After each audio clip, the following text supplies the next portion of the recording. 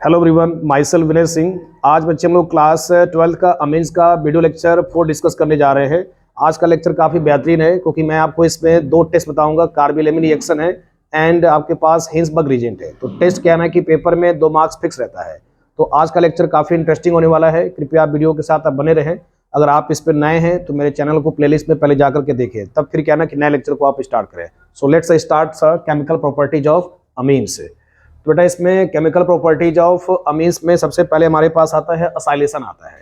तो देखो असाइलेशन का पहले मिंट क्या होता है। ये एक कंटेंट एक जगह और यूज किया जाता है अल्कोहल चैप्टर में भी। तो पहले मुझे असाइलेशन समझना होगा। तो इसमें प्रॉपर जो कंटेंट आता है असाइलेशन ऑफ अमीन्स करके आता है बेटा।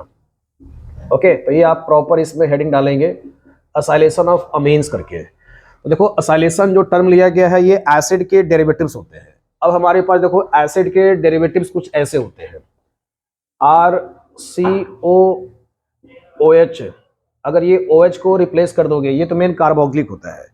इस कार्बोक्सिलिक को आप बच्चे रिप्लेस कर दो कुछ ऐसे, -OH को हटा दो और इसमें आप सिंपली क्या है ना कि Cl जोड़ सकते हो या NH2 जोड़ सकते हो या फिर आप ईस्टर के साथ जोड़ सकते हो। मतलब मैं इसमें पैटर्न ले लेता हूँ, OH को हटा करके आप इसमें Cl को या पहले X को जोड़ दो, तो ये आपके पास आएगा RCOX आएगा। तो इसको बोला जाएगा सफिक्स के तौर पे यूज करोगे ऑयल हाइलाइड। इसमें सफिक्स यूज किया जाएगा, ऑयल हाइलाइड यूज किया जाएगा। यहाँ तक क्लियर है। अब देखो मेन बेटा इसमें जो टर्मोलॉजी यूज करोगे, R को देखो आप इसमें रिप्लेस कर दो CH3 से, तो CO हो जाएगा और X यहाँ पर ऐड कर दो Cl को। तो ये तुम्हारा देखो सिंपली कहलाएगा एथेनॉइल क्लोराइड कहलाएगा। 2 कार्बन है ना, तो इसमें क्या यूज करोगे एथेन और इसमें क्या जोड़ दोगे ऑयल और आगे बेटा क्या है क्लोराइड है। तो ये क्या हो जाएगा एथेनॉइल क्लोराइड हो जाएगा। तो मुझे इसका रिएक्शन कराना है बेटा, किससे कराना है NH2 से कराना है, प्राइमरी अमीन से कराना है। क्लियर हो गया। तो CH3COCl हो गया, ये इसका नाम आता है एथेनॉइल क्लोराइड आता है। अब इसी में क्या ना देखो इसका कॉमन भी काफी पॉपुलर है, तो कॉमन भी आप इसमें ऐड कर लो क्योंकि ये सारी IUPAC में चीजें आती है। तो कॉमन में देखो 2 कार्बन को एसिड वर्ड यूज करते हैं। डन हो गया। तो ये इसको यूज करोगे एसिड क्लोराइड यूज करोगे, ठीक है ना। तो मेरे को स्पेशली असाइलेशन में ये पहला रीजेंट हो गया और इसके बाद क्या है अमीन्स है। तो अमीन्स क्या हो जाएगा दूसरा इसका पार्ट हो जाएगा। क्लियर हो गया। तो एक रिएक्शन से मैं करके समझाता हूं। तो देखो जैसे मेरे पास सिंपलेस्ट रिएक्शन है, CH3 है और ये NH2 है बच्चे, ठीक है। तो ये हो गया अमीन। अब आपके पास असाइलेशन बोला गया है, तो इसको क्या करो ना पलट दो, ऐसे लिखो Cl हो जाएगा, ये CO हो जाएगा, CH3 हो जाएगा, ताकि चीजें रिलीज करने में आसान होगा। ठीक है। तो असाइलेशन समझ गए। असाइलेशन मतलब क्या हो गया एसिड का डेरिवेटिव्स। एसिड का डेरिवेटिव्स का बेटा मतलब है सिंपली OH को हटा करके हैलोजन को इसमें ऐड कर दो, तो ये आपके पास Cl हो गया, CO हो गया, CH3 हो गया। डन। अब देखो क्या करोगे इसमें आप सिंपली H, एक अमीन का H पकड़ो और इसका Cl हटा दो। तो देखो इसमें सिंपलेस्ट क्या प्रोडक्ट बनेगा, आप बाई प्रोडक्ट में HCl को मैंने यहाँ ऐड कर दिया। अब जो बचता है उसको जोड़ दो, ठीक है। तो ये हो जाएगा CH3, ये हो जाएगा NH और ये हो जाएगा CO और ये हो जाएगा बेटा CH3 हो जाएगा। कुछ ऐसे देखो प्रोडक्ट बनता है। तो ये कहलाता है असाइलेशन ऑफ अमीन्स कहलाता है। फिर तो जरा समझो एक बार, यानी अमीन पकड़े, असाइलेशन में कार्बोक्सिलिक का डेरिवेटिव्स पकड़े, ठीक है। तो डेरिवेटिव्स क्या होते हैं, यानी OH को हटाओ X चिपकाओ, तो इसको क्या बोलते हैं सफिक्स में ऑयल हाइलाइड जोड़ते हैं। अब इसमें 2 कार्बन आ गया, तो 2 कार्बन के लिए क्या जोड़ोगे 1 2 हो गया, एथेन हो गया, क्या जोड़ दोगे ऑयल, क्या जोड़ दोगे क्लोराइड, तो नाम तैयार हो जाएगा एथेनॉइल क्लोराइड हो जाएगा। अब इसको कॉमन में क्या यूज करते हैं एसिड क्लोराइड यूज करते हैं। क्या यूज करते हैं एसिड क्लोराइड, ठीक है। अब ये तुम्हारा असाइलेशन हो गया, किसका करना है अमीन्स का करना है। तो ये NH2 आएगा, Cl आएगा, CO आएगा, CH3 आएगा। सिंपल फंडा है कि आप इसमें HCl हटा दो और बाकी को यहाँ चिपका दो समझो। अब बेटा सिंपली देखो इसमें क्या ना इस पार्ट को बोला जाता है, इस पार्ट को क्या बोला जाएगा अमाइड बोला जाता है। क्या बोला जाएगा जरा चेक करो कैसे करोगे। ये हो गया RCNH2, RCONH2 को क्या बोलते हैं अमाइड बोलते हैं। तो इसमें जो प्रोडक्ट बनेगा during the acylation of amine, product क्या बनेगा अमाइड बनेगा। CONH को बोला जाता है अमाइड बुलाते हैं। बायोमोलिक्यूल में तुमको और डिटेल पढ़ाऊंगा, पेप्टाइड लिंकेज एक वहां पर आता है। तो अमाइड लिंकेज का दूसरा नाम बेटा क्या है पेप्टाइड लिंकेज है। तो पेप्टाइड जो टर्म यूज किया जाता है अमीनो एसिड में यूज किया जाता है। तरीका देखो आपके पास कुछ ऐसे है, यहाँ तक पहले आप नोट करो। फिर इसमें एक प्रॉब्लम प्रैक्टिस करते हैं। तो बेटा इसमें नेक्स्ट प्रॉब्लम है, ये आपके पास देखो एथेनामीन है। क्वेश्चन में देखो कहना कि लैंग्वेज के फॉर्म में आता है कि what happens when ethanamine is react with acetyl chloride. बेटा हमें दोनों का लैंग्वेज क्लियर होना चाहिए। इसका नाम क्या है? एथेनामीन। इसका नाम क्या है जी? Acetyl chloride. तो देखो इसमें जब एसाइलेशन कराओगे इसका, तो सिंपली देखो फंडा क्या है, HCl निकाल दोगे। HCl क्या करोगे? निकाल दोगे। तो देखो ये HCl निकल जाएगा। समझ गए यहाँ तक? अब क्या करोगे? इसको चिपका दो अच्छे से।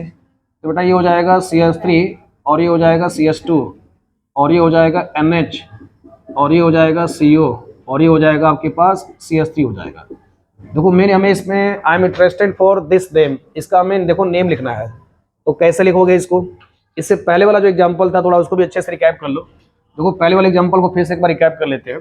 तो आपने पहले वाले में CH3 लिया था, NH2 लिया था बच्चे, और क्या लिया था? Cl लिया था, CO लिया था और ये आपके पास CH3 था। सही है ना यहाँ तक? अब देखो यहाँ पर क्या किया था, सिंपल फंडा है, असाइलेशन ऑफ अमीन्स है। तो क्या लॉजिक है, अमीन्स आपके पास NH2 फिक्स रहेगा, असाइलेशन में एसिड का डेरिवेटिव्स लोगे। यहाँ तक पैटर्न क्लियर हो गया। अब तरीका क्या, रिएक्शन में HCl को निकालना है। अब देखो जब HCl निकलेगा, समझो इसको मैं थोड़ा बाई प्रोडक्ट को यहाँ ऐसे ऐड कर लो, क्योंकि मुझे एक चीज़ इसमें और समझाना है। अब जरा देखो, तो बेटा ये हो जाएगा CH3, ये हो जाएगा NH, और आगे क्या जोड़ दोगे, ये वाला ग्रुप कॉपी कर दोगे, ये हो जाएगा CO। मुझे इसका देखो नेम लिखना है, क्योंकि थोड़ा ये सब भी बेसिक करते चलो। अब देखो मुझे इसका नेम लिखना है। बाई प्रोडक्ट में क्या निकला है जी? HCl निकला है। बाई प्रोडक्ट में क्या निकला है? HCl निकला है। क्लियर हो गया ना? अब जरा देखो, तो अब यहाँ पर बाई प्रोडक्ट में एक स्ट्रॉन्ग एसिड निकला है। तो मेरे को यानी इक्विलिब्रियम क्या ना कि प्रोडक्ट साइड बना रहे, मतलब हमारा प्रोडक्ट का कंटेंट ज़्यादा बने, तो हम यहाँ पर जानते हो क्या यूज करेंगे? बेस यूज करेंगे। क्या यूज करेंगे? बेस। इससे पहले वाले रिएक्शन में क्या यूज करेंगे? बेस यूज किया जाएगा, क्योंकि ये बेस बेटा क्या करेगा?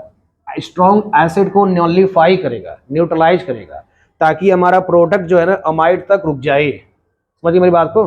तो इस एसिड को बैलेंस कौन करेगा? बेस बैलेंस करेगा। तो एरो के ऊपर क्या ना बेस भी ऐड कर दोगे, क्योंकि बेस क्या करेगा? एसिड को बैलेंस करेगा, नलीफाई करेगा, न्यूट्रल करेगा, ताकि रिएक्शन का जो मेंटेन बना रहे प्रोडक्ट। अब जरा देखो इसमें मैं आपको समझाना चाहता हूं कि इसका नाम देखो कैसे लिखोगे। ये नाम तो थोड़े टिपिकल है, कैसे करोगे देखो। तो बेटा इतने वाले को बोलते हैं, देखो R हो गया, CO हो गया, NH2 क्या पढ़ते हैं इसको? अमाइड पढ़ते हैं। तो थोड़ा सा देखो मैं इसको एक फील दे देता हूँ। RCONH2 है बच्चा, तो इसको क्या ना अमाइड, सफिक्स में क्या जोड़ोगे? अमाइड। क्लियर हो गया? सपोज मेरे पास एग्जांपल आ गया HCONH2 आ गया, इसका नाम क्या रखोगे? एक कार्बन का है तो मेथनामाइड लिखा जाएगा। एक कार्बन को सिंपली क्या यूज करोगे? मेथ, एन जोड़ दोगे, जैसा नाम है वैसा सफिक्स जोड़ दोगे, नाम हो जाएगा मेथनामाइड। अगर सपोज बेटा तुम्हारे पास दो कार्बन का आ गया लाइक दिस, ये आ गया CH3 आ गया, ये CO आ गया, ये NH2 आ गया, तो देखो दो कार्बन का है ना, तो एक हो गया, दो कार्बन हो जाएगा। तो इसमें इसको क्या लिखोगे? एथेनामाइड लिखोगे। नाम क्या लिखोगे? एथेनामाइड। समझ गए मेरी बात को? अब समझो सपोज क्या ना कि तुम्हारे पास यहाँ पर NH की जगह पे CH3 आ गया, NH की जगह पे क्या आ गया? CH3 आ गया। अब देखो ये नाइट्रोजन से जुड़ा हुआ है ना, तो मेरे वीडियो लेक्चर के पहले वाले में मैंने इस पे ढेर सारी प्रैक्टिस कराए हैं, समझो। तो इसको क्या लिखोगे? N से मिथाइल जुड़ा है ना, तो बेटा इसको लिखोगे N मिथाइल। इसको अलग कर दिए, N मिथाइल हो जाएगा। अब दो कार्बन है ना, तो दो कार्बन को बेटा क्या लिखोगे? एथेनामाइड। तो इसका नाम क्या हो जाएगा? N methyl ethanamide. अब देखो यही एग्जाम्पल तो आपको ये दिख रहा है, या ये कुछ नया दिख रहा है? यही एग्जाम्पल आपके सामने दिख रहा है। तो इस प्रोडक्ट का बेटा नाम क्या हो जाएगा? देखो ये N से जुड़ा हुआ है ना, नाइट्रोजन से जुड़ा हुआ है। तो जनरली जब कार्बन से होता है तो दो मिथाइल लिखते हो, तीन मिथाइल लिखते हो, तो हम कार्बन कार्बन की लॉन्गेस्ट चेन के कंसीडर करते हैं। अब बीच में देखो कार्बन बेटा नहीं है, क्या है जी? यहाँ पर नाइट्रोजन आ गया है, तो कार्बन की चेन को ब्रेक कर दिया है, कार्बन की चेन को इसने ब्रेक कर दिया है। तो नाम इसमें क्या लिखा जाएगा? N से जुड़ा है मिथाइल, तो N मिथाइल लिखोगे। दो कार्बन को क्या यूज करोगे? एथेनामाइड यूज करोगे। तो ये आपके पास बच्चे नेम बनेगा, N मिथाइल एथेनामाइड हो गया। ऊपर वाले का देखो नाम ट्राई करो। अब देखो बेटा ये दो कार्बन का हो गया ना, ये हो जाएगा N इथाइल, N इथाइल, और ये CONH2 है, तो ये हो जाएगा एथेनामाइड। क्लियर हो गया? तो फिर से देखो एक बार रिकैप कर लो। ये इसका देखो क्या ना मेन बेसिक कॉन्सेप्ट है। तो हमें ये बेसिक जो कॉन्सेप्ट है ना ये अच्छे से क्लियर होना चाहिए। अगर ये बेसिक कॉन्सेप्ट क्लियर है तो ये बड़े एग्जाम्पल पे अप्लाई करना इजी हो जाता है। इतना अंडरस्टैंड हो गया? तो ये एन मिथाइल एथनामाइड, ये एन इथाइल एथनामाइड, इतना क्लियर हो गया। अब देखो ये क्लियर हो गया तो अब हम लोग कहना कि देखो एक बार एलिफैटिक पे प्रैक्टिस करते हैं और एक बार एरोमेटिक पे प्रैक्टिस करते हैं। तो पहले आप इसका स्क्रीनशॉट ले लो। तो बेटा असाइलेशन में ये भी आपके पास एक पार्ट है, क्योंकि असाइलेशन में ये एसिटिक एनहाइड्राइड है। क्या है? एसिटिक एनहाइड्राइड है।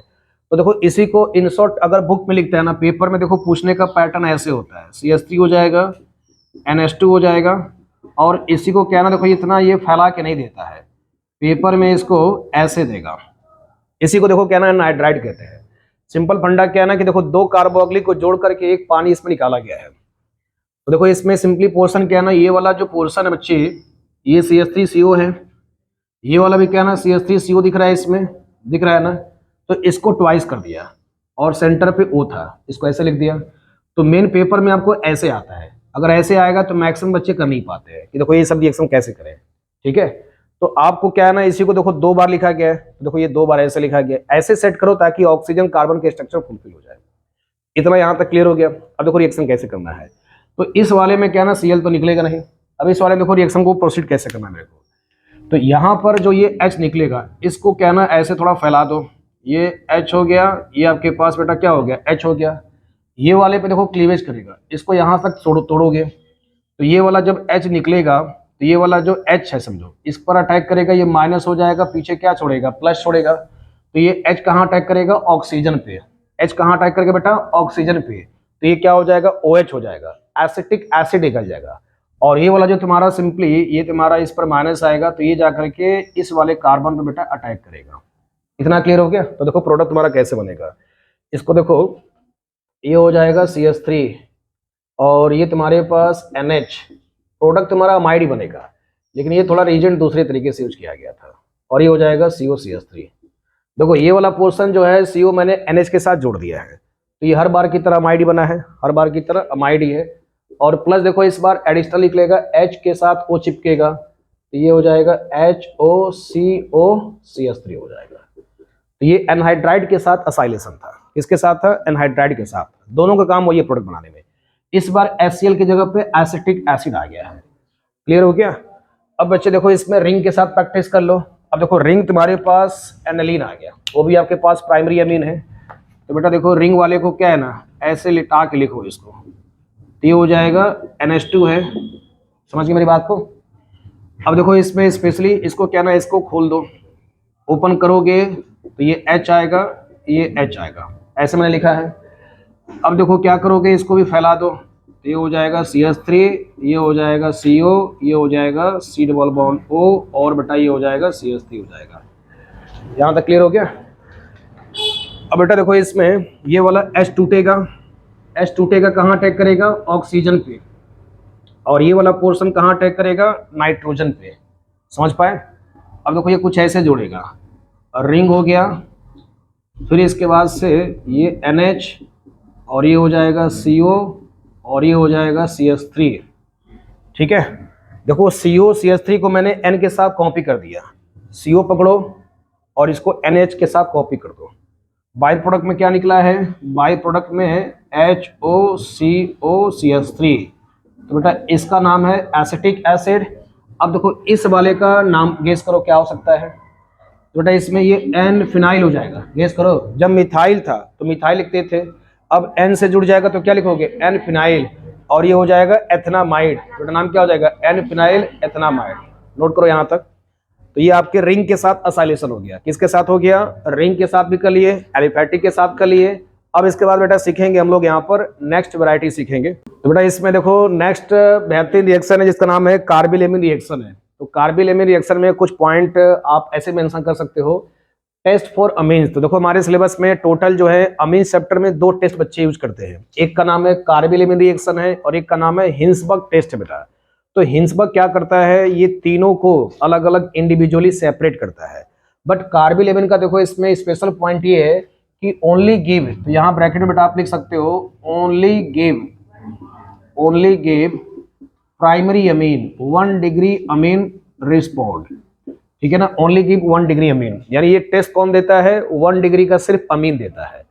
अब देखो इसमें जो तुम्हारा ऑब्जर्वेशन आएगा वो एक फाउल स्मेलिंग है। तो पहले रिएक्शन करते हैं, फिर थोड़ा मैं इसमें कुछ एक कहानी इंसिडेंट जुड़ा हुआ है उसको मैं आपको एक्सप्लेन करने की कोशिश करूंगा। तो पहले देखो बेटा आर के पैटर्न पे कर लेते हैं। तो देखो आपके पास प्राइमरी अमीन है। अब देखो प्राइमरी अमीन्स में एलिफैटिक प्लस एरोमेटिक दोनों ऐड कर लो इसमें। इसमें आप क्या लिख सकते हो, एलिफैटिक प्लस एरोमेटिक। अब बेटा एरोमेटिक में जनरली इसमें रिंग के साथ, रिंग में समझो NH2 के साथ जो जुड़ा होगा, ठीक है ना। एलिफैटिक है प्लस एरोमेटिक है। एलिफैटिक बोले तो RNH2 है, एरोमेटिक बोले तो रिंग के साथ, बेंजीन के साथ NH2 जुड़ जाए। तो जरा देखो इसमें एक R के साथ पैटर्न करते हैं पहले। तो ये RNH2 आ गया, इसमें जो है CaCl3, ये CaCl3 का नाम है क्लोरोफॉर्म है। हम लोग इसको बॉलीवुड का रीजेंट यूज करेंगे, ये एनेस्थीसिया के तौर में यूज किया जाता था। तो CaCl3 हो गया, क्लोरोफॉर्म हो गया। अब जो बेटा इसमें रीजेंट यूज करते हैं एल्कोहलिक KOH लेते हैं। क्या लेते हैं, KOH लेते हैं। यहाँ पर आप AlC यूज कर सकते हो। AlC बोले तो एल्कोहलिक KOH हो गया, ठीक है। तो ये आपके पास रीजेंट दिए गए हैं, एरो बना करके देखो प्रोडक्ट क्या बनाओगे इसमें। तो R के साथ इसमें NC बनता है, R के साथ क्या बनेगा, इसमें NC बनेगा, एल्काइल आइसोसाइनाइड बनता है। अब देखो तुम्हें बाई प्रोडक्ट को कैसे याद करना है, इसको जरा पहले समझो। देखो हाइड्रोजन है बच्चे, और तुम्हारा क्या ना K है। तो जैसे आप NaCl देखते हो, जैसे आप KCl देखते हो, जैसे आप LiCl देखते हो, तो मेटल के साथ हाइड्रोजन का बहुत अच्छा बॉन्डिंग होता है। तो इसमें K के साथ देखो Cl तो निकलेगा। तो बाई प्रोडक्ट में क्या कर दोगे, K के साथ Cl निकाल दिए। अब जरा देखो यहाँ बेटा कितना हाइड्रोजन है, 3 है। तो बैलेंस करोगे तो यहाँ पर क्या करना पड़ेगा, तुम्हें 3 K लगाना पड़ेगा। अब देखो 3 K लगाओगे तो यहाँ भी आपको 3 लगाना पड़ेगा। यहाँ तक समझ गए। अब जरा देखो तुम्हारे पास क्या ना कि हाइड्रोजन है, ऑक्सीजन है, तो पानी बनना स्वाभाविक है। पानी तो समझो हमारी केमिस्ट्री में कॉमन होता है, निकालना जोड़ना ये सब कॉमन पार्ट है पानी का। अब जरा देखो पानी कैसे यूज करना है, पानी कैसे निकलेगा। देखो सिंपली हाइड्रोजन को छोड़ो, ऑक्सीजन चेक कर लो, क्योंकि ऑक्सीजन देखो इसमें भी कहीं नहीं निकला है।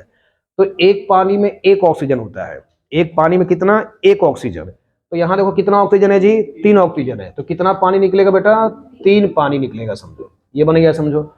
तो मेन तुम्हारा जो मेजर प्रोडक्ट है ना ये है, समझो इसका नाम है अल्काइल। क्या नाम लिखोगे, अल्काइल आइसोसाइनाइड। तो बेटा ये इसका नाम लिखोगे। देखो ये हो गया R के साथ अल्काइल, और ये हो जाएगा आइसोसाइनाइड बच्चे, ठीक है। तो अल्काइल आइसोसाइनाइड, इसका ऑब्जर्वेशन लिख लेना, एक्सट्रीमली अनप्लीजेंट। क्या लिखोगे, एक्सट्रीमली अनप्लीजेंट, और उसका मतलब है फाउल स्मेलिंग। क्या लिखोगे, फाउल स्मेलिंग बेटा, ठीक है। फाउल स्मेलिंग का मतलब सिंपली कहना है कि आप इसको बर्दाश्त नहीं कर पाओगे, ऐसा इसका स्मेलिंग बच्चा आता है, समझो। डन हो गया यहाँ तक, ओके। तो ये हो गया अल्काइल आइसोसाइनाइड, ये फाउल स्मेलिंग है, समझो। तो अब देखो मैं इसमें एक रिएक्शन कराता हूँ, फिर मैं आपको वो इंसिडेंट बताना चाहता हूँ जहां पर ये गैस लीकेज हुआ था, उसकी मैं आपको स्टोरी सुनाने का प्रयास करता हूँ। तो अब देखो मेनली जो है ना इसको R है, समझो R है बच्चे ना।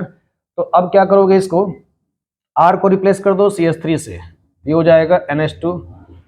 इसका नाम क्या हो जाएगा, CH3NH2, मेथेनामीन हो जाएगा, प्लस बॉलीवुड का रीजेंट CaCl3, प्लस क्या यूज करोगे, एल्कोहलिक KOH। कितना यूज करोगे, 3 KOH यूज करोगे। बोलो यहाँ तक क्लियर हो गया। अब बेटा स्पेशली कहना है कि इसको थोड़ा इरेज कर दिया जाए, फिर आगे देखते हैं, देखो ठीक है। अब जरा चेक करो, 3 हो गया ना। तो सिंपली इसमें जो बनेगा, देखो R की जगह पर क्या आ जाएगा, CH3 आ जाएगा, और आगे क्या जोड़ दोगे, NC। तो देखो यहाँ पर R था, तो अब यहाँ पर CH3 आ जाएगा, तो CH3NC हो जाएगा। तो इसका बेटा नाम आता है मिथाइल आइसोसाइनाइड, मिथाइल आइसोसाइनाइड। ये आपके पास नाम आएगा मिथाइल आइसोसाइनाइड। इसी को देखो इन शॉर्ट क्या ना MIC लिखते हैं बेटा। क्या लिखा जाएगा, MIC लिखा जाएगा। M से मिथाइल, I से आइसो, C से साइनाइड। अब देखो इसके बाद बच्चे क्या बनेगा इसमें, तो 3 KCl है, 3 पानी है, तो फिक्स है, इनको निकाल दीजिए जब बाई प्रोडक्ट के तौर पे। तो ये आपको देखो बन गया कुछ ऐसे, क्लियर हो गया। अब देखो इसके पीछे जो केमिस्ट्री जो बिहाइंड है जरा उसको सीखते हैं। देखो ये ऐसा केमिकल है जो भोपाल त्रासदी, जो भोपाल में त्रासदी हुआ था 3 दिसंबर 1984 को लिख सकते हो। तो ये जो त्रासदी हुआ था 3 दिसंबर 1984 को, ये जो गैस लीकेज हुआ था भोपाल, समझो क्या ना कि MP का एक कैपिटल से, तो वहाँ पर ये पावर प्लांट बैठाया गया था। तो यूनियन कार्बाइड कंपनी थी समझो। थोड़ा इसके बारे में एक स्टोरी समझने का प्रयास करते हैं, क्योंकि इसमें इस केमिकल की वजह से हमारे केमिकल्स में जो सबसे बड़ा डिजास्टर हुआ था, ठीक है बच्चे, हमारे केमिकल में जो सबसे बड़ा डिजास्टर हुआ था वो इसी केमिकल की वजह से हुआ था। यानी हिस्ट्री में ये इतिहास में पहली बार ऐसा हुआ था। तो उस कंपनी का नाम था यानी यूनियन कार्बाइड। यूनियन कार्बाइड जो कि समझो कि पेस्टिसाइड बनाती थी, कीटनाशक को यानी फर्टिलाइजर को यानी यूज करने के लिए हम लोग पेस्टिसाइड के तौर पे कंपनी को स्टेबलाइज किया गया था। क्लियर हो गया।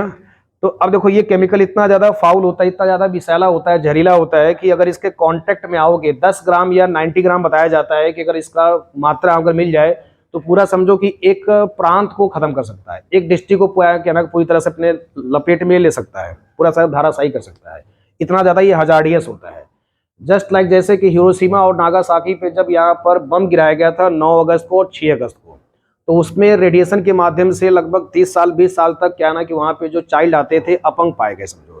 तो ये डिजास्टर समझो कि 1984 में जब हुआ, उसके बावजूद भी इसका इम्पैक्ट देखने को मिला। जो नए जनरेशन के जो लड़के आ रहे थे वो काफ़ी तौर से अपंग पाए जा रहे थे रेडिएशन की वजह से, इस केमिकल की वजह से। तो देखो इसमें स्पेशली क्या हुआ था, 3 दिसंबर 1984 को तो यूनियन कार्बाइड जो पावर प्लांट है जो पेस्टिसाइड्स बनाता था, तो मिथाइल आइसोसाइनाइड के जरिए बनाया जाता था, मिथाइल आइसोसाइनाइड के माध्यम से बनाया जाता था।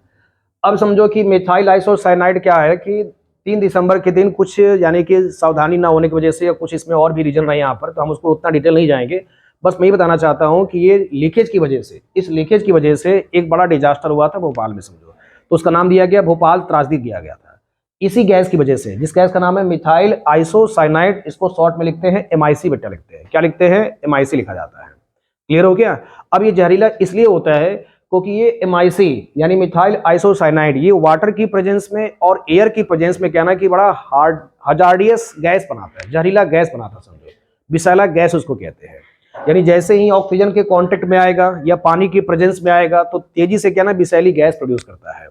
तो अब देखो उसमें क्या ना वहां पे पानी का भी समझो लीकेज हो गया था, पानी का भी समझो पाइप के माध्यम से सफाई कर रहे थे, एक चैम्बर में गैस पड़ा हुआ था, तो उससे जाकर उसका कांटेक्ट हुआ, फिर वो गैसेस क्या ना कि समझो इवेपोरेट हो गई, फट गए समझो, तो फिर जाकर के ऑक्सीजन के कांटेक्ट में आ गया। ऑक्सीजन हमारे समझो नेचर में क्या ना 21% पाया जाता है। अब ऑक्सीजन की जब प्रेजेंस में आ गया तो ये काफी हजार्डियस विषैली गैस में प्रोड्यूस हो गया। अब ऑक्सीजन जो है सिंपली क्या ना कि सभी के लिए सर्वाइवल के लिए नेसेसरी होता है। अब उसको जितने लोगों ने कांटेक्ट में आए वो सबको लपेटे में, सबको चपेटे में लिया समझो। तो इससे क्या ना कि हमारा जो गवर्नमेंट डेटा बताता है कि लगभग 15,900 लोग इससे डेथ हुए थे। ये एक सरकारी डेटा था, लेकिन कहीं इससे ज्यादा लोग इससे डेथ हुए थे। और उसके बाद जो इम्पैक्ट देखने को मिला कि काफी लोग इसमें अपाहिज पैदा हुए, ये इसी केमिकल की वजह से। तो बेटा इसी डॉक्यूमेंट्री पे क्या है ना कि एक वेब सीरीज बनाई गया है जिसका नाम है द रेलवे मैन के नाम से है।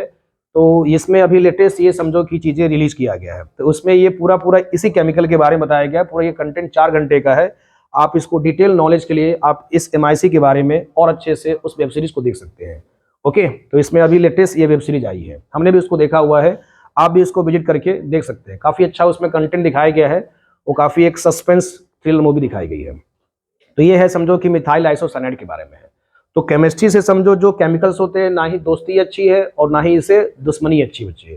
तो कृपया इसको सावधानी से आप भी सीखें, जब भी आप लाइफ में करें तो इसके साथ खिलवाड़ ना खेलें, अदरवाइज एक घटना आपके साथ देखने को मिल सकती है। तो हमारे केमिकल्स में 2 डिजास्टर बड़े फेमस हुए हैं, एक हमारे भोपाल त्रासदी जो कि इंडिया में हुआ था, एक न्यूक्लियर पावर प्लांट का भी डिजास्टर हुआ था। तो उस पर जो डॉक्यूमेंट्री बना है चैरनी बेल करके, उसमें एक डॉक्यूमेंट्री बना हुआ है, तो उसमें न्यूक्लियर पावर प्लांट के लीकेज की वजह से हुआ था, तो वहां भी एक बहुत बड़ा डिजास्टर हुआ था। तो इंडिया में सबसे बड़ा जो डिजास्टर हुआ है 3 दिसंबर 1984 को मिथाइल आइसोसाइनाइड के केमिकल के लीकेज की वजह से हुआ था, जिसमें क्या कहते हैं इसका इम्पैक्ट जो है लगभग 10 से 20 साल देखने को मिला था। क्लियर हो गया। तो ये घटना थी मिथाइल आइसोसाइनाइड के बारे में थी। ये घटना किसके बारे में थी, मिथाइल आइसोसाइनाइड के बारे में थी। ठीक है, एक देखो रिंग के साथ प्रैक्टिस करते हैं। तो बेटा इसमें देखो सबसे जो यानी कि बेहतरीन रिएक्शन में से एक है ये हिंसबर्ग रीजेंट है। तो हिंसबर्ग रीजेंट यानी इसका जो कॉमन देखो 1 नंबर में ऑब्जेक्टिव बेटा ये भी पूछता है, व्हाट इज या which one of the following Hinsberg reagent है, इनमें से कौन सा हिंसबर्ग रीजेंट है। तो बेटा इसका फुल फॉर्म है बेंजीन सल्फोनाइल क्लोराइड। स्ट्रक्चर कुछ इस प्रकार से है, पहले बेंजीन बनाओगे H double bond O H double bond O और Cl आ जाएगा। इसको बेटा शॉर्ट में ऐसे लिखता है, यानी रिंग हो जाएगा, समझो यहाँ पर C6H5, ठीक है ना, एक हाइड्रोजन यहाँ से रिप्लेस हो गया C6H5SO2, क्या हो जाएगा SO2 और ये Cl हो जाएगा, SO2Cl हो जाएगा। ये इसका मॉलिक्यूलर फॉर्मूला ऐसे लिखा जाता है। इसमें क्या एक पॉइंट लिखोगे, यानी हिंसबर्ग रीजन जो होता है ये प्राइमरी अमीन को, सेकेंडरी अमीन को, टर्सरी अमीन को एक साथ डिस्टिंग्विश कर सकता है। तो यहाँ लिख सकते हो distinguish of 1 degree 2 degree and 3 degree amine, ठीक है बेटा। ये तीनों डिग्री के, जैसे एक हमारा रीजेंट आता है लुकास रीजेंट आता है, तो लुकास रीजेंट क्या करता है कि 1 degree alcohol, 2 degree alcohol, 3 degree के अल्कोहल को HCl ZnCl2 लुकास रीजेंट होता है, तो तीनों अल्कोहल को सेपरेट करता है। 3 डिग्री के अल्कोहल इमीडिएट टर्बिडिटी देता है, 2 डिग्री के अल्कोहल आफ्टर 5 to 10 मिनट्स में देता है, और 1 डिग्री के अल्कोहल आधे घंटे के बाद बेटा प्रेसिपिटेट या टर्बिडिटी देता है। ठीक, देखो वैसे ही हमारे पास ये प्राइमरी अमीन के साथ रिएक्शन होगा। ये बेंजीन सल्फोनाइल क्लोराइड है, तो बेटा यहाँ पर रिंग लगा लो, ठीक है ना। तो यहाँ पर आपके साथ रिंग ऐड किया गया है, ठीक है ना। ये कुछ ऐसे है देखो, तो देखो बारी बारी से हमने प्राइमरी लिखा है, ये सेकेंडरी अमीन है, और बेटा ये टर्सरी अमीन है। देखो इसमें करना क्या है, वही तरीका है, HCl है, जब भी नॉर्मल ऐसे दिख जाए तो HCl हटाओ, बाकी को चिपका दो। तो यहाँ चिपकाओगे तो बेटा ये आ जाएगा CH3, ठीक है ना, ये CH3 आ जाएगा, ये NH आ जाएगा, और ये H डबल बॉन्ड O और H डबल बॉन्ड O, और ये कुछ ऐसे आ जाएगा। देखो जुड़ गया अच्छे से। जरा देखो नाम इसका क्या लिख सकते हो, तो बेटा इसका नाम ये N से क्या जुड़ा है, मिथाइल ना, तो इसको लिखोगे N मिथाइल, क्या हो जाएगा ये N मिथाइल। और बेटा ये क्या हो जाएगा, देखो ये बेंजीन है और ये सल्फोनामाइड, देखो ये रिंग के साथ नेक्स्ट जुड़ गया, तो अमाइड यूज करोगे N मिथाइल, और ये नाम क्या हो जाएगा बेंजीन, बेंजीन सल्फोनामाइड, ये नाम हो जाएगा benzene sulphonamide, okay, benzene sulphonamide. अब देखो ये रिएक्शन बेटा किस में होगा, फर्दर ये रिएक्शन कराओगे KOH के साथ, तो देखो KOH में क्या होगा, जरा समझो अच्छे से बेटा। इसका H पकड़ोगे, इसका OH पकड़ोगे, क्या निकाल दोगे वाटर, तो ये इसके साथ रिएक्शन टेक प्लेस कर जाएगा। तो देखो ये कुछ ऐसे आ जाएगा, CH3 N के साथ देखो K जुड़ जाएगा, वाटर निकाल दिए यहाँ से, ये हो जाएगा, और ये फिर रिंग के साथ कुछ ऐसे जोड़ दोगे, ये हो जाएगा कुछ ऐसे, ठीक है। अब देखो यहाँ पर K पर प्लस आएगा, N पर माइनस आएगा, तो बच्चे इसका लिख सकते हो N methyl potassium benzene sulphonamide, ये इसका नाम है। या इसका नाम को भी छोड़ करके मेन जो इसमें ऑब्जर्वेशन है, तो ये लिख सकते हो सॉल्युबल, क्या लिख सकते हो soluble in KOH, soluble in aqueous KOH, यानी ये अक्वस KOH में क्या होता है सॉल्युबल होता है। आओ जरा इस रिएक्शन को टेक प्लेस करो, तो ये हो जाएगा HCl निकल जाएगा बच्चे यहाँ से, तो HCl को हटा दो यहाँ से, ये हो जाएगा CH3, और ये हो जाएगा NH, और ये हो जाएगा आपके पास यहाँ CH3 है, और H डबल बॉन्ड O। अब यहाँ पर H नहीं रहेगा, ऑलरेडी इसने नाइट्रोजन ने 3 बॉन्ड बना लिए। नाइट्रोजन देखो जनरली 3 बॉन्ड बनाता है, एक लोन पेयर के साथ संतुष्ट रहता है। तो ये कुछ ऐसे हो जाएगा, ये रिंग हो जाएगा, ठीक है, ये हो गया। अब देखो जब इसमें अक्वस KOH कराओगे, इसमें जब आप अक्वस KOH कराओगे, तो अब ये रिएक्शन देखो आगे टेक प्लेस नहीं होगा। क्यों नहीं होगा, क्योंकि देखो यहाँ पर H के साथ OH नहीं निकल सकता, पानी बेटा नहीं निकल सकता, तो सिर्फ और सिर्फ क्या लिखोगे इनसॉल्युबल, क्या लिखोगे ये इनसॉल्युबल इन KOH सोल्यूशन, यानी ये जो 2 डिग्री अमीन होते हैं KOH के सॉल्यूशन में सॉल्युबल नहीं होते हैं। और बेटा 3 डिग्री में क्या लिखोगे नो रिएक्शन टेक प्लेस, 3 डिग्री में क्या लिखोगे no reaction take place. Done हो गया। अब जरा देखो इसमें, इसको अच्छे से एक बार मैं तुम्हें रिकैप करा देता हूं। देखो जब प्राइमरी अमीन का बेंजीन सल्फोनाइड से कराए तो सिंपली HCl निकल गया, क्या बना N मिथाइल बेंजीन सल्फोनामाइड बन गया बेटा। फर्दर क्या है KOH में सॉल्युबल बेटा, क्या है जिसमें फर्दर क्या है KOH में सॉल्युबल है, फर्दर KOH में सॉल्युबल है। ये देखो आपने जब कराया तो इसमें क्या बना, यानी N di methyl benzene sulphonamide, N di methyl benzene sulphonamide which is insoluble in aqueous KOH। और तीसरे में क्या है ना नो रिएक्शन, क्यों, क्योंकि देखो यहाँ पर नाइट्रोजन पे बेटा हाइड्रोजन ही नहीं है, तो कहाँ से HCl निकलेगा। तो 3 डिग्री का जो अमीन है कोई रिएक्शन नहीं देता है। 2 डिग्री क्या हुआ अक्वस KOH में इनसॉल्युबल हो गया, 1 डिग्री क्या हुआ, aqueous KOH में सॉल्युबल हो गया। तो बच्चे हम इसको ऐसे कह सकते हैं कि जब इसमें एक ऐसा रिएजेंट जब प्राइमरी के साथ कराया गया तो KOH में क्या पाया गया, सॉल्युबल। 2 डिग्री का मीन इनसॉल्युबल, 3 डिग्री का मीन नो रिएक्शन। तो मेन आपको इसमें रिएक्शन अगर याद रहेगा तो अच्छी बात है, रिप्रेजेंट कर दोगे, दिखा दोगे तो काफी अच्छा लगेगा, समझो। नंबर पाने का तरीका क्या है ना, काफी स्ट्रांग हो जाएगा। अब नहीं याद है तो आप स्पेशली ये रीजन को ऐड करके मेन ऑब्जर्वेशन लिख देना कि benzene sulphonide primary amine react with, यानी further react with benzene, further react with aqueous KOH soluble in KOH है। इसमें क्या लिखोगे, इनसॉल्युबल इन KOH, और 3rd डिग्री में नो रिएक्शन। तो ये रीजेंट क्या है ना, जब तीनों को सेपरेट करेगा। जब क्वेश्चन पूछेगा how will you distinguish primary secondary tertiary, तो बेंजीन सल्फोनाइल क्लोराइड से ट्रीट करोगे विच इज हिंसबर्ग। जब पूछेगा कि आपके पास ओनली प्राइमरी अमीन है तो क्या यूज करोगे, कार्बिल एमिन रिएक्शन। क्या यूज करोगे बेटा, कार्बिल एमिन रिएक्शन। आप इसका पहले स्क्रीनशॉट ले लो। तो बेटा इसमें एलिफेटिक में ये भी एक पॉपुलर रिएक्शन है जिसका नाम है RnH2 के साथ HNO2 का है। इसका बेटा नाम आता है नाइट्रस एसिड आता है। नाम क्या आता है जी, नाइट्रस एसिड। ये अल्काइल डाइएजोनियम क्लोराइड बनाता है 0 to 5 डिग्री सेल्सियस, और कैल्विन में लिखोगे तो 273 होगा, 5 जोड़ दोगे तो 278 कैल्विन हो जाएगा बच्चे। ये कुछ ऐसा है समझो। तो देखो इसमें हम जनरली इसमें HCl के साथ HNO3 का कराते हैं, तब जाकर के आपने जब BDC बनाया होगा तो उसमें ये रिएजेंट यूज करते हैं। ठीक है, इसका नाम है नाइट्रस एसिड। क्या नाम बेटा है, नाइट्रस एसिड है। क्लियर हो क्या, ओके। तो देखो इसमें स्पेशली ये बनता है, यानी R और N2 प्लस Cl माइनस बनता है। तो बेटा इसको बोलते हैं, देखो रिंग के साथ जब आप प्रैक्टिस करते हो तो रिंग के साथ बनता है बेंजीन डाइएजोनियम क्लोराइड बनता है। तो इसका बेटा नाम क्या आएगा, अल्काइल। इसका नाम आएगा अल्काइल। N2 जब आ जाएगा, 2 आ गया ना, तो डाइएजो लिखोगे, तो अल्काइल डाइएजोनियम क्लोराइड, ये इसका नाम लिख सकते हो। तो देखो ये क्या करता है, अब ये अनस्टेबल होता है। अल्काइल वाला क्या होता है, हाईली अनस्टेबल होता है। तो इसमें क्या लिखोगे, हाईली अनस्टेबल। अब ये तुरंत ही देखो पानी के साथ क्या करेगा, पानी के साथ इसको ऐसे ब्रैकेट में दिखाता है बुक्स में, अगर आप फॉलो करते हो तो RN2 प्लस Cl माइनस है। अब सिंपली ये पानी के साथ देखो हाइड्रोलाइज हो जाएगा। अब तक पानी के साथ ये रिएक्ट करेगा तो तुरंत ये देखो दारू बन जाएगा। देखो कैसे बनेगा, देखो बच्चे यहाँ पर N2 है, Cl है, तो BDC में या N2 समझो ऐसे कहीं भी दिख जाएगा। तो ये क्या ना अनस्टेबल होता है, तो हमेशा एक अच्छा लिविंग ग्रुप होता है, तो ये हमेशा निकल जाएगा समझो।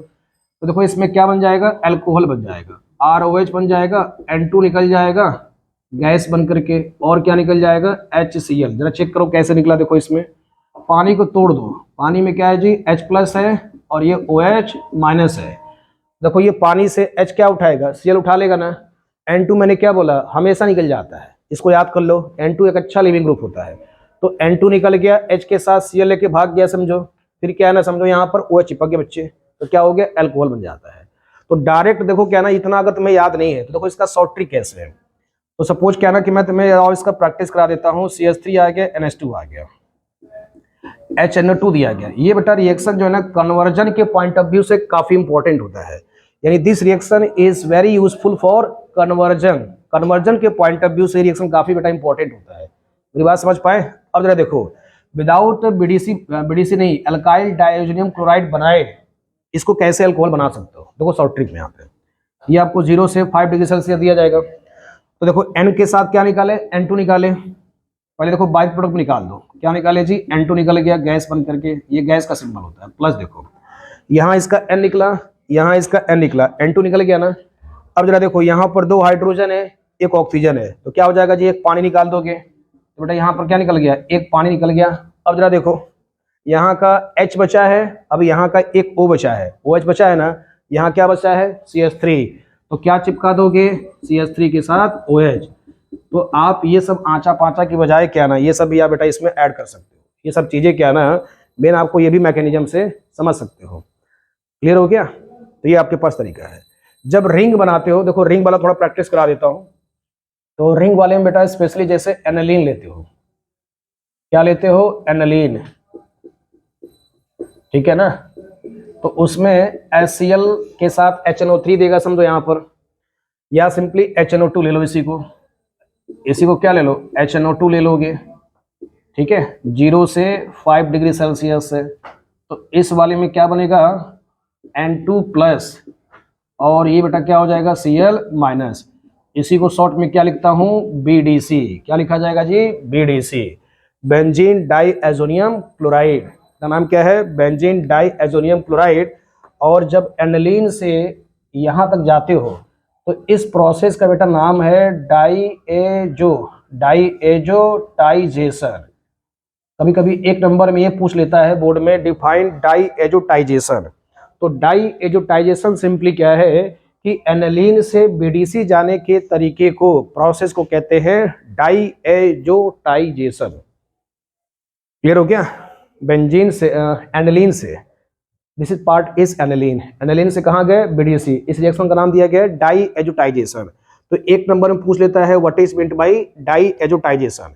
तो बेटा डाइएजोटाइजेशन क्या है कि प्रिपरेशन ऑफ बीडीसी, यानी when aniline is react with HNO2 at 0 to 5 degree Celsius, it gives benzene diazonium chloride। तो केमिकल प्रॉपर्टीज में आपका एलिफैटिक वाला पोर्शन बेटा इसमें हो गया समाप्त।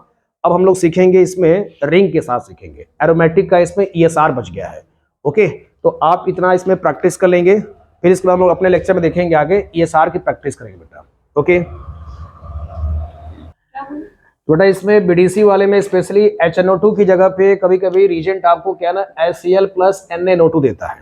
क्या देता है, HCl प्लस NaNO2 देता है। तो देखो ये आपस में रिएक्ट करके क्या बनाते हैं, NaCl बनाते हैं ना, तो ये क्या बनेगा, प्रोडक्ट में HNO2 बनेगा। तो पेपर में क्या है ना, ये प्रोडक्ट फॉर्म में भी दे सकता है या फिर इन दोनों को मिला के दे सकता है।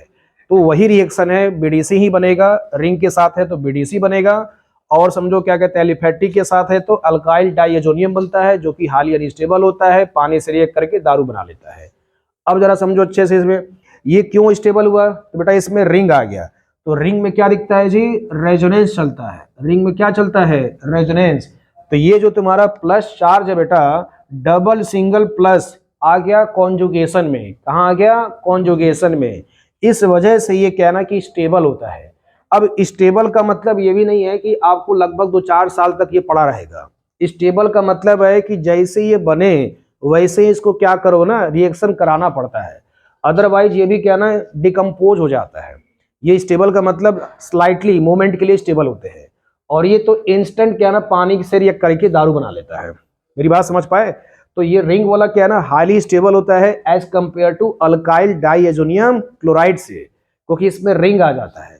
अब ये समझो क्या ना कि ये हमारे बीडीसी जो होते हैं ये ऑर्गेनिक केमिस्ट्री के बादशाह होते हैं। बादशाह का मतलब ये है कि इस रीजन से आप ढेर सारे ऑर्गेनिक के मॉलिक्यूल प्रिपेयर कर सकते हैं। क्या कर सकते हैं, ढेर सारे ऑर्गेनिक के मॉलिक्यूल बना सकते हो। इससे क्लोरो बना सकते हो, ब्रोमो बना सकते हो, आइडो बना सकते हो, तो उसको सैंडमेयर कहा जाता है। फिर इससे क्या कहते हैं, बेंजीन बना सकते हो। फिर समझो एनालिन के साथ ढेर सारी इसमें लॉट ऑफ रिएक्शंस होते हैं। इसी चैप्टर में पढ़ाएंगे, ठीक है ना। बीडीसी का अलग से एक पैटर्न में कराऊंगा तो आपको उसमें अच्छे से याद हो जाएगा। तो बेटा इसमें अब ESR बच गया है, तो ESR को हम लोग अपने लेक्चर में डिस्कस करेंगे। Okay, thank you.